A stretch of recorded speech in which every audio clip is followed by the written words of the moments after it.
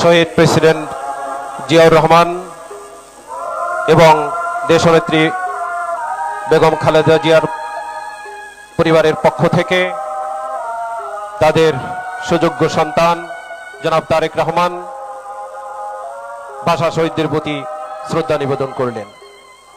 সঙ্গে রয়েছেন জনাব তারেক রহমানের স্ত্রী বিশিষ্ট ডাক্তার জুবাইদা রহমান এবং তাদের কন্যা ব্যারিস্টার জায়মা রহমান।